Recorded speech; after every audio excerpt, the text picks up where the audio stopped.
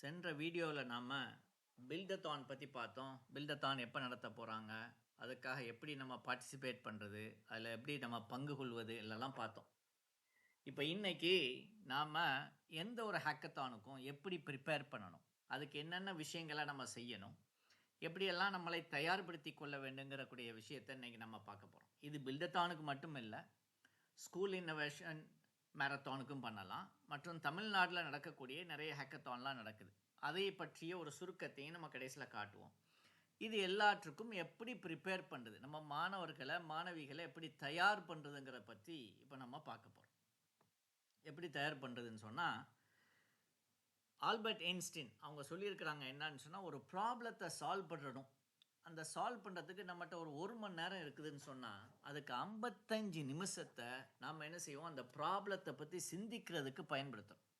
வெறும் 5 நிமிஷம் தான் சொல்யூஷனுக்கு பயன்படுத்தணும்னு சொல்கிறாங்க. சொல்யூஷனை பற்றி திங்க் பண்ணுறதுக்கு பயன்படுத்தணும். ஏன் அப்படின்னு சொன்னால், ஒரு ப்ராப்ளத்தை முழுமையாக, ஒரு சிக்கலை, ஒரு கஷ்டத்தை, ஒரு பிரச்சனையை முழுமையாக அறிஞ்சிக்கிட்டா தான் நம்ம அதுக்கு சிறப்பான, ஒழுங்கான, கரெக்டான ஒரு சொல்யூஷனை நம்ம கொடுக்க முடியும் அப்படிங்கிறத சொல்கிறோம். இப்போ இந்த டேபிள்லாம் நம்ம ஏற்கனவே பார்த்துருக்குறோம். பில்டத்தானுக்கும் ஸ்கூல் இன்னோவேஷன் மாரத்தானுக்கும் உள்ள வித்தியாசங்கள் என்ன, அது ரெண்டுக்கு இருக்கக்கூடிய ஒத்துப்போகக்கூடிய விஷயங்கள் என்னான்னு பார்த்துருக்குறோம். ஸ்கூலில் இருக்கிற 6ஆப்பிலிருந்து 12ஆப் வரைக்கும் உள்ள மாணவிகள் என்ன செய்யலாம், குரூப்புகளாக சேர்ந்து, இது வரைக்கும் நீங்கள் இதெல்லாம் ஸ்கூலில் பண்ணியிருப்பீங்க. அந்த சிஸ்டத்தில் உங்கள் ஸ்டூடெண்ட்ஸ் பேரெல்லாம் நீங்கள் ஆட் பண்ணியிருப்பீங்க.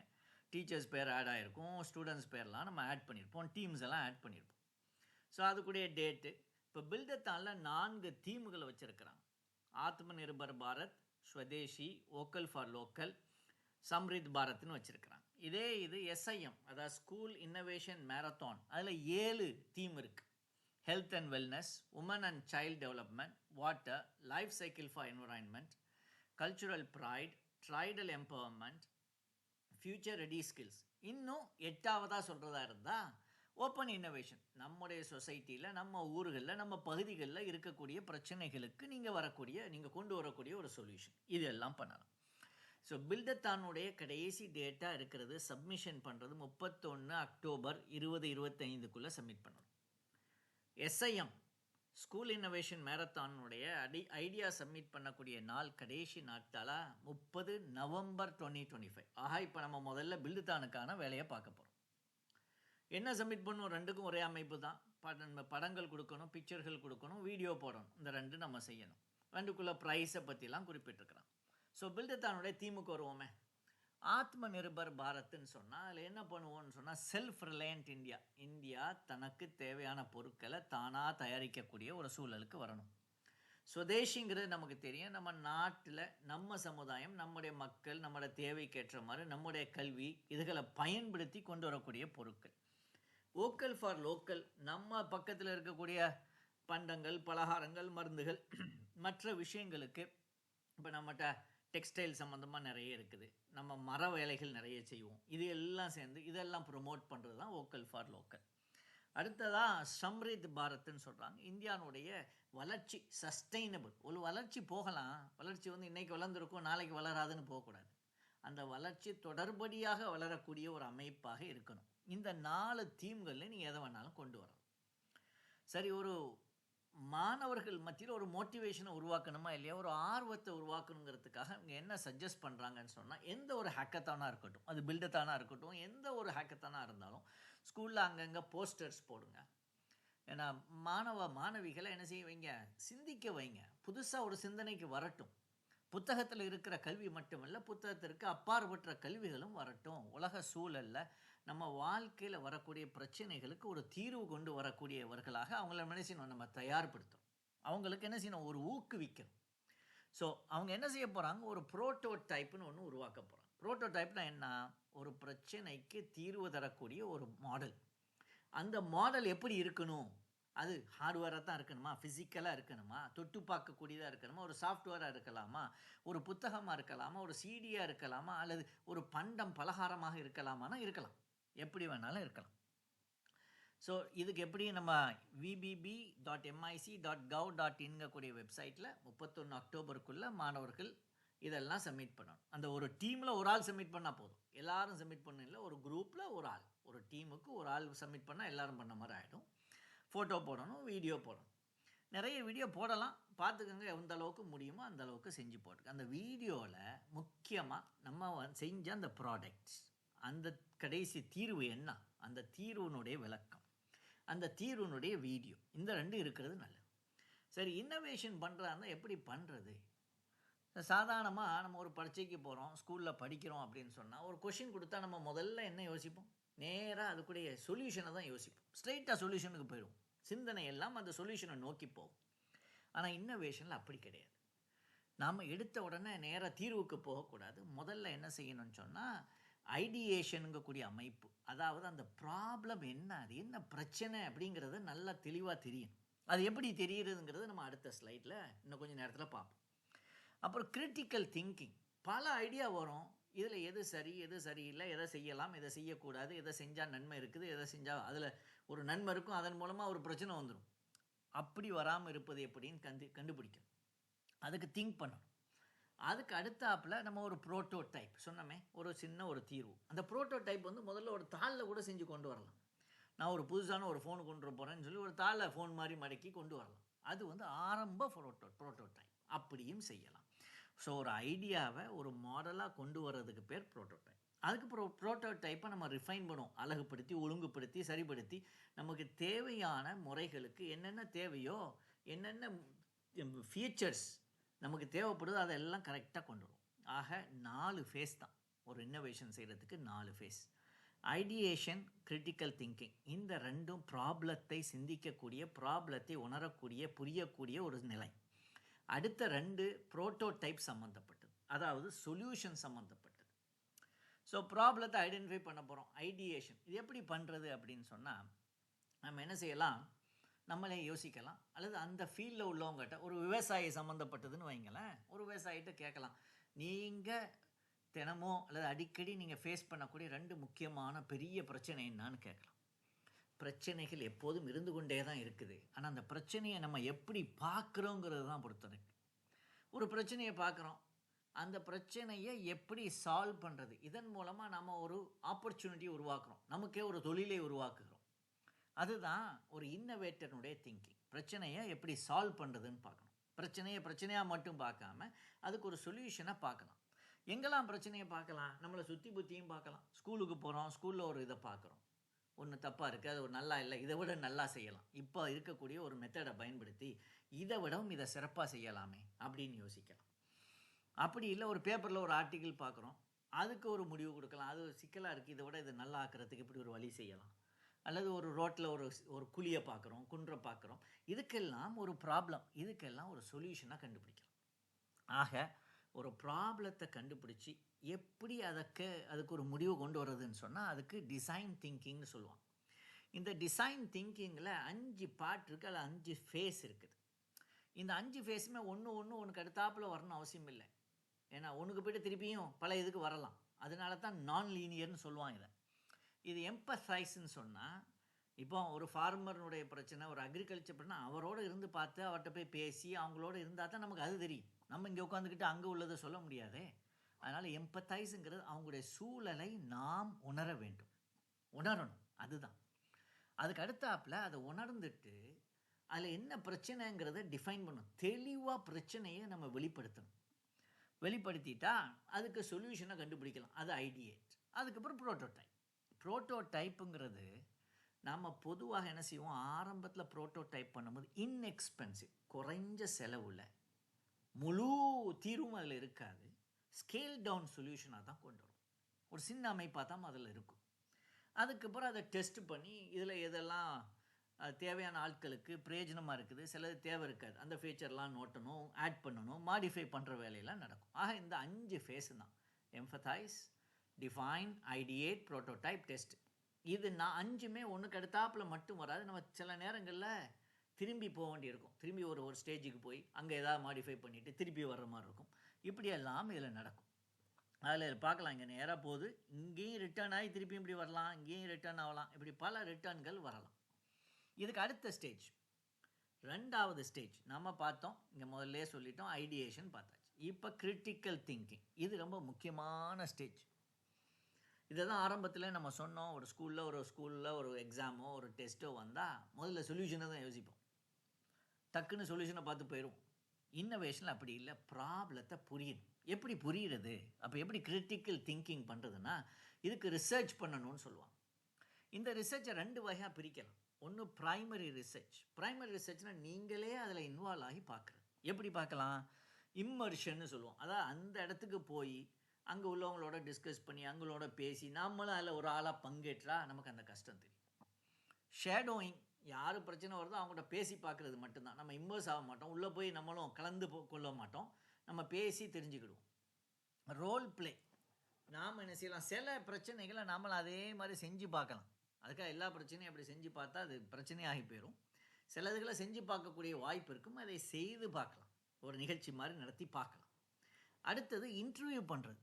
இப்போ ஒரு பிரச்சனைன்னு சொன்னால் நம்ம அந்த பிரச்சனை யாருக்கு வருதுங்கிறத அதை பயன்படுத்தவங்களை மட்டும் பார்க்கக்கூடாது, யூசர்ஸ் மட்டும் பார்க்கக்கூடாது, அது சம்மந்தப்பட்ட மற்ற ஸ்டேக் ஹோல்டர்ஸ். உதாரணமாக இப்போ நம்ம ரோட்டில் நிறைய குப்பையாக கிடக்கு ஒரு இடத்துலன்னு வச்சுக்கிறோமே. இப்போ அது இது யாருக்கெல்லாம் பிரச்சனை, இது அந்த ஊரில் பஞ்சாயத்துக்கு பிரச்சனை இருக்குது, அவங்ககிட்ட பேசி பார்க்கணும். இதனுடைய தீர்வுகளுக்கு இதில் பிரச்சனைனா அவங்களுக்கு என்னன்னு அவங்ககிட்ட கேட்கணும்.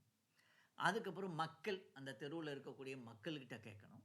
இப்படி அது சம்மந்தப்பட்ட எல்லாத்தையும் கேட்கணும். சும்மா பயனாளிகளை மட்டும் பயன்படுத்தாமல் எல்லா ஸ்டேக் ஹோல்டர்ஸ், யாருக்கெல்லாம் அதில் ஒரு பங்கு இருக்கிறதோ அவங்க எல்லாத்தையும் நம்ம இன்டர்வியூ பண்ணணும். இது கொஞ்சம் டைம் எடுக்கும். பல பேர் பல கருத்தை சொல்லுவாங்க, எல்லாத்தையும் நம்ம கலந்து எடுத்து அதுக்கப்புறம் ஒரு தீர்வுக்கு வரணும். அதே மாதிரி எக்ஸ்பர்ட்ஸோட ஒரு டிஸ்கஷன் போடுறது. இப்போ உதாரணமாக ஒரு ஃபெர்டிலைசராக ஆக்க போகிறோம், ஒரு கழிவை ஃபெர்டிலைசர் ஆக்க போகிறோம், வீட்டில் வரக்கூடிய காய்கறி கழிவுகளை ஃபெர்டிலைசர் ஆக்க போகிறோம். அந்த துறை சார்ந்த வல்லுநர்கள்ட்ட பேசி அவங்கள்ட்ட ஒரு கருத்து கேட்டோம்னா அவங்க சொல்லி தருவாங்க, பல ஐடியாக்களை அவங்க தருவாங்க. ஆக சில விஷயம் நமக்கு தெரியாது, ப்ராப்ளம் மட்டும் தான் பார்த்துருப்போம். நம்ம எக்ஸ்பர்ட்டை கேட்கும்போது அதுக்கு பல சொல்யூஷனோடைய ஐடியாவும் நமக்கு கிடைக்கும். அடுத்ததாக செகண்டரி ரிசர்ச். இது நம்ம நேராக பண்ணாமல் ஏற்கனவே பண்ணியிருப்பாங்க, தீர்வு கொடுத்துருப்பாங்க மக்கள், இன்டர்நெட்டில் சர்ச் பண்ணலாம். இன்றைக்கி இருக்கக்கூடிய ஜென்ஐஏ போன்ற டூல்ஸ்களை பயன்படுத்தி, சாட்ஜிபிடி மற்ற டூல்களை பயன்படுத்தி சர்ச் பண்ணி எடுக்கலாம். அதில் எடுத்துகிட்டு அதை அப்படியே நம்ம காப்பிடிக்கக்கூடாது.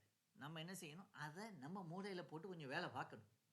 So research paper, reports, patterns இருக்கும், மற்ற டிசைன்கள் இருக்கும், அல்லது இந்த பிரச்சனைக்கு ஏற்கனவே சொல்யூஷன் இருக்கும், அந்த சொல்யூஷன் எடுத்து அந்த ப்ராடக்ட் எடுத்து பார்க்கலாம். அதில் என்ன பிரச்சனை இருக்குது, ப்ராடக்ட் இருக்குது ஆனால் அந்த ப்ராடக்டை இப்படி இம்ப்ரூவ் பண்ணலாம் அப்படின்னா அது நம்முடைய இன்னோவேட்டிவ் சொல்யூஷன் ஆகிடும். இதெல்லாம் செய்யலாம். 3வது ஸ்டேஜ் ப்ரோட்டோடைப். இது வரைக்கும் நம்ம என்ன செஞ்சோம், ப்ராப்ளத்தை பற்றி அனலைஸ் பண்ணிட்டோம். இப்போ என்ன செய்ய போகிறோம், ஒரு சொல்யூஷனுக்கு வரப்போம். சரி, ப்ரோட்டோடைப்புங்கிறது என்ன, ஒரு சொல்யூஷன் கொண்டு வரதா, 2 சொல்யூஷனா, எத்தனை சொல்யூஷன் தான் கொண்டு வரது அப்படின்னு சொன்னால், சில பேர் ஒரு சொல்யூஷனை பிடிச்சி அதிலே போயிடுவாங்க. அப்படி போகிறது நல்ல பழக்கம் இல்லை. ஆரம்பத்தில் நிறைய சொல்யூஷனாக நம்ம என்ன செய்யணும், திங்க் பண்ணணும். அதுக்காக எல்லா சொல்யூஷனுக்கும் நம்ம இம்ப்ளிமெண்ட் பண்ணணும், எல்லாத்தையும் முழுமைப்படுத்தணும்னு இல்லை. ஏற்கனவே சொன்ன மாதிரி ப்ரோட்டோடைப்புங்கிறது ஒரு ஸ்கேல் டவுன், ஒரு சின்ன வெர்ஷன் தான். அது எக்ஸ்பென்சிவ் தான், காஸ்ட்டுக்கு ரொம்ப கூட வரக்கூடாது. இருக்கிற டூல்ஸ் எல்லாம் பயன்படுத்தலாம். நான் சொன்னோம், பேப்பரை வச்சு கூட ப்ரோட்டோடைப் செய்யலாம், ஆரம்ப ப்ரோட்டோடைப். டிஜிட்டல் ரிசோர்ஸஸை பயன்படுத்தலாம், நம்ம என்ன வசதிகள் இருக்குதோ அதை பயன்படுத்தலாம். ஆக ஒரு ப்ரோட்டோடைப் செஞ்சுட்டா நிறைய விஷயங்கள் நம்ம கேட்கணும். நமக்கு ஒரு சொல்யூஷன் பார்த்துட்டோம், இந்த சொல்யூஷனை நமக்கு கொடுக்கப்பட்ட கால நேரத்தில் செஞ்சு முடிக்க முடியுமா, முதல்ல இதை யோசிக்கணும். 2வது, நம்ம சொல்யூஷன் உண்மையிலேயே இந்த மக்களுக்கு தேவையானதாக இருக்குதா, முக்கிய தேவையில் ஒன்றா இருக்குதா, நம்ம சொல்யூஷனை நம்ம ஈஸியாக இம்ப்ளிமெண்ட் பண்ணுறது மட்டும் இல்லாமல் மக்கள் ஈஸியாக பயன்படுத்திடலாமா, நிறைய பேரால் நம்ம சொல்யூஷனை பிரயோஜனப்படுத்த முடியுமா. காசு ரொம்ப கூட இருந்தால் வாங்க முடியாது. இப்போ ஒரு ஃபார்மருக்கோ அல்லது ஒரு ஒரு ஒரு கிராமத்திலோட தேவைகளுக்கு ஒன்று செய்கிறோன்னு வச்சுக்கிறோமே, அவங்களுக்கு அந்த மொழியில் இருக்கணுமே, நம்ம தாய்மொழி தமிழில் இருக்கணும்.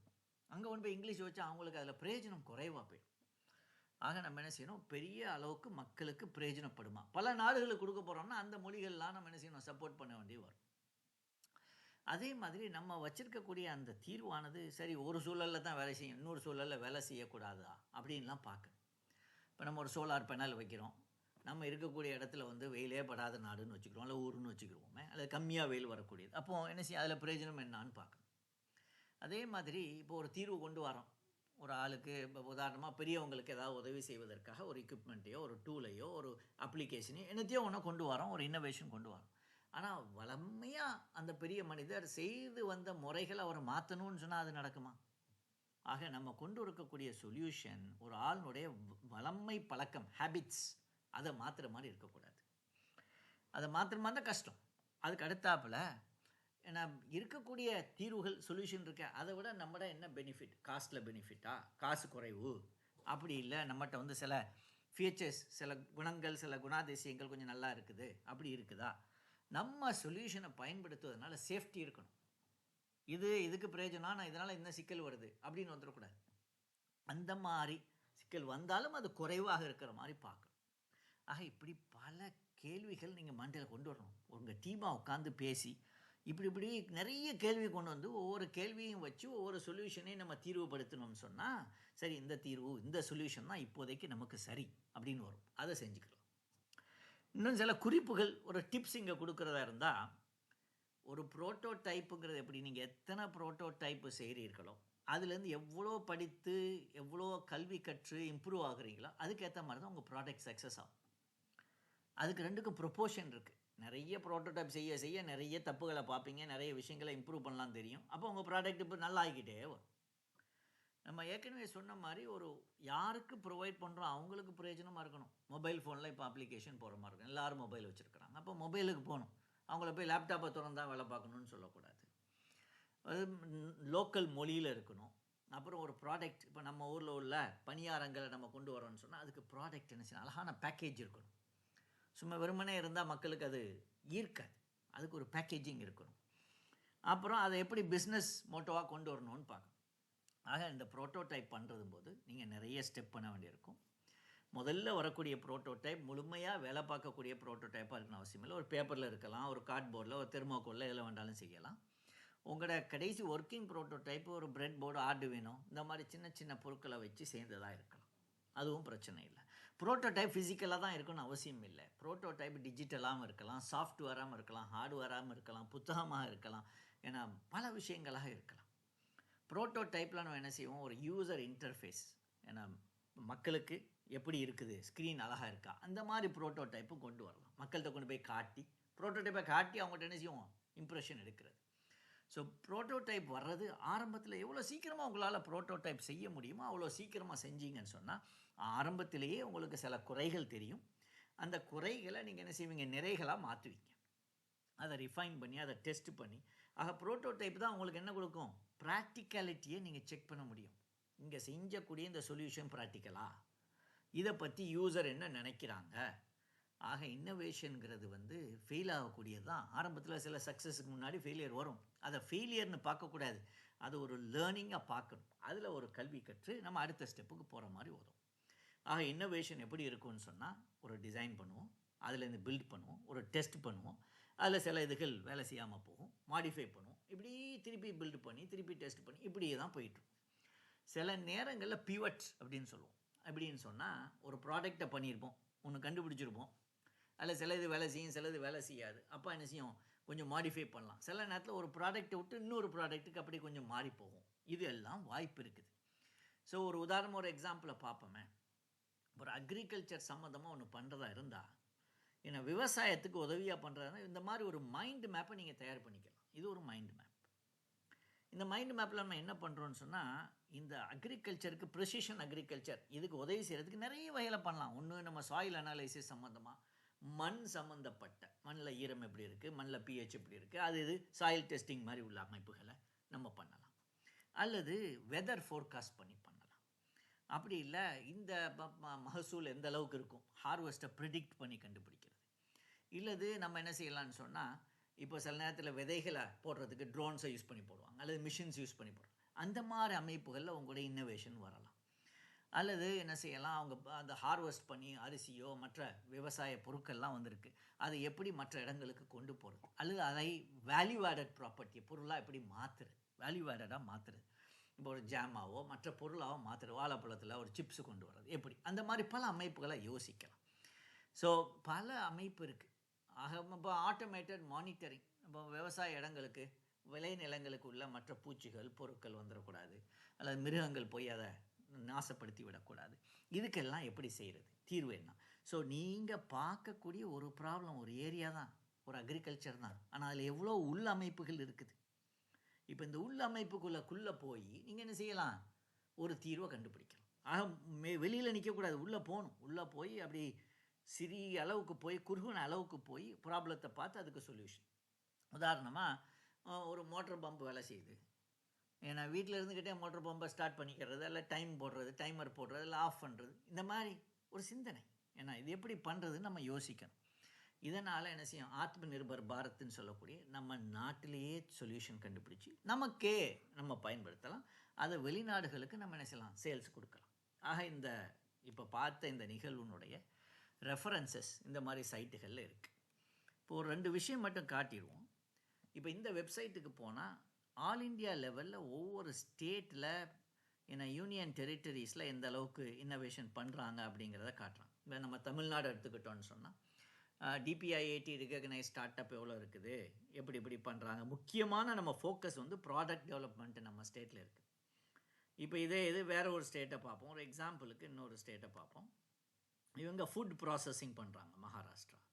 இப்படி ஒவ்வொரு ஸ்டேட்டும் ஒவ்வொரு ஏரியாவில் இருக்குது, ஒவ்வொரு செக்டாரை ஃபோக்கஸ் பண்ணுறாங்க. இதை நம்ம தெரிஞ்சுக்கிறது நல்லது. அடுத்ததாக நம்ம தமிழ்நாட்டில் இன்னும் நிறைய இன்னோவேஷன் லிங்க்ஸ்லாம் இருக்குது. இப்போ இந்த மாதிரி ஒன்று இருக்குது. இவங்க நிறைய தீம்ஸ் வச்சுருக்கிறாங்க. ஏன்னா இப்போ நிரல் திருவிழாங்கக்கூடிய இதுக்கு போனால் நிறைய இருக்குது. அப்புறம் இந்த அமைப்பு இருக்குது. பார்த்தீங்கன்னு சொன்னால் ஏன்னா ITNT தமிழ்நாடு டெக்னாலஜி ஹப்பில் இருந்து வர்றாங்க. இப்படி பல பேர் பல ப்ராப்ளம் ஸ்டேட்மெண்ட்ஸை ரிலீஸ் பண்ணுறாங்க. ப்ராப்ளம் ஸ்டேட்மெண்ட்டுன்னு சொன்னால் என்னன்னு சொன்னால் ஒரு ஏரியாவை கொடுப்பாங்க, அந்த ஏரியாவில் இருக்கக்கூடிய சொல்யூஷன்ஸ் இங்கே வரும். இங்கே பார்த்தீங்கன்னா ஆர்டிஃபிஷியல் இன்டெலிஜென்ஸ் இந்த தீம், இதில் என்னெல்லாம் பண்ணலாம் அப்படின்னு தலைப்பு கொடுப்பாங்க. ஸோ இந்த வீடியோவை நம்ம இப்போட நிப்பாட்டிக்கிடுவோம். ஏன்னா இப்போ நம்ம பில்டத்தான் சம்மந்தப்பட்ட வீடியோவாக இருக்கிறதுனால இப்போ ஸ்டாப் பண்ணிவிட்டு அடுத்த ஒரு வீடியோவில் உங்களுக்கு இதில் பிரயோஜனம் இருக்குதுன்னு சொன்னால் நீங்கள் கமெண்ட்ஸில் இதில் என்னெல்லாம் போட்டால் நல்லாயிருக்கும் அல்லது இதெல்லாம் பண்ணுங்கன்னு சொன்னால் நம்ம அதெல்லாம் பண்ணலாம். அடுத்த வீடியோ பண்ணுறதுக்கு நான் யோசித்துருக்கக்கூடிய ஒரு பகுதி, ஒரு டாபிக் என்னன்னு சொன்னால் இந்தியா அளவுலையும் தமிழ்நாட்டு அளவுலையும் என்ன மாதிரி தீம்ஸ் எல்லாம் இப்போ செயல்படுறாங்க. கடந்த பல ஆண்டுகளாக என்ன டீம், அக்ரிகல்ச்சர் சம்மந்தப்பட்ட தலைப்பு, ஏவியேஷன் சம்மந்தப்பட்டது, பிளாக் செயின், க்ளீன் வாட்டர், இப்படி பல தலைப்புகள் இருக்குது. இந்த தலைப்புகளை நம்ம பார்க்கும்போது இதில் வந்த ப்ராப்ளம் ஸ்டேட்மெண்ட்டை பார்க்கும்போது அதுக்கு என்ன பண்ணினாங்கன்னு பார்த்தா நமக்கு இன்னும் சில ஐடியாக்கள் கிடைக்கும். அது சம்மந்தமாக நம்ம இன்னொரு வீடியோவில் நம்ம பார்ப்போம். இந்த வீடியோவில் உங்களுக்கு பிரயோஜனம் இருக்குதுன்னு சொன்னால் இந்த வீடியோவை நீங்கள் என்ன செய்யுங்க, லைக் பண்ணுங்கள், இதுக்கு கமெண்ட்ஸ் கொடுங்க, உங்கள் கேள்வியெல்லாம் கேளுங்க, இன்னும் நீங்கள் ஷேர் பண்ணுங்கள், நீங்கள் இந்த யூடியூப் சேனலுக்கு சப்ஸ்கிரைப் பண்ணுங்கள். நாம் இது சம்மந்தமாக நிறைய வீடியோக்கள் மக்களுக்கு பிரயோஜனமான அளவுக்கு நம்ம செய்ய பார்ப்போம். நன்றி.